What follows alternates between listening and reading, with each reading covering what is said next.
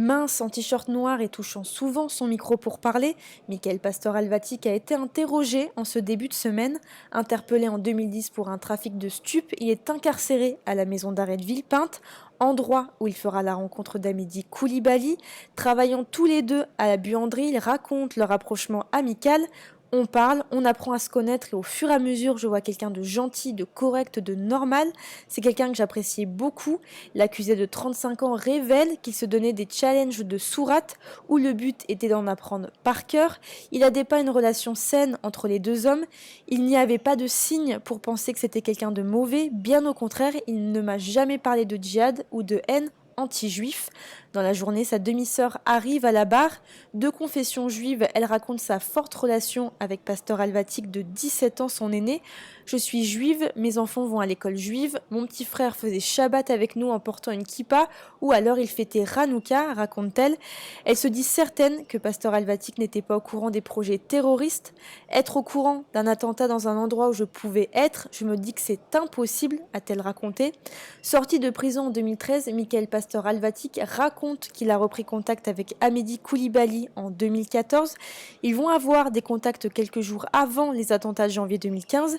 Il explique avoir fait des courses avec Amédi Koulibaly en voiture 2 jours avant l'attentat de Charlie Hebdo.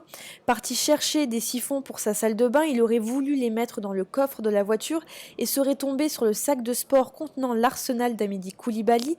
Il aurait alors touché quelques armes machinalement et les aurait ensuite remises dans le coffre sans en parler. Son ADN a été ainsi retrouvé sur 2 armes et à l'intérieur d'un gant. Le lendemain, Koulibaly voulait me parler, mais je l'esquivais pour m'écarter le plus possible, a-t-il raconté. Cependant, avant les attentats, les deux hommes étaient proches. À la sortie de prison d'Amédi Koulibaly, Pasteur Alvatic lui demande de lui trouver une femme. J'avais un besoin viscéral de devenir père, de construire ma propre famille, rapporte-t-il à la barre. C'est donc le couple Koulibaly-Boumedienne qui lui présente une femme qui se revendique du salafisme. Quand on sort de tôle et qu'on n'a pas d'argent, faut pas croire qu'on a des femmes cadres, on a des femmes voilées, dit-il.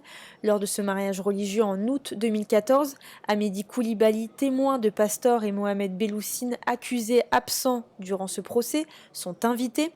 Cependant, quelques mois après, le couple se sépare. Elle était trop religieuse pour moi, a-t-il relaté.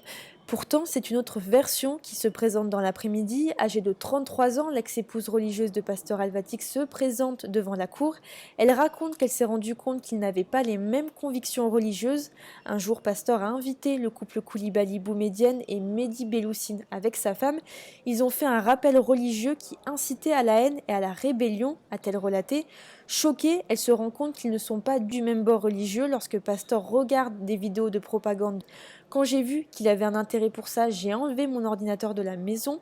Elle continue en racontant que son ex-époux était contre le mariage civil parce que, je la cite, il ne voulait pas reconnaître les lois françaises en tant que musulman. Après une audition qui s'est finie tard, l'interrogatoire de Pasteur Alvatic se poursuit aujourd'hui. Il encourt 20 ans de prison.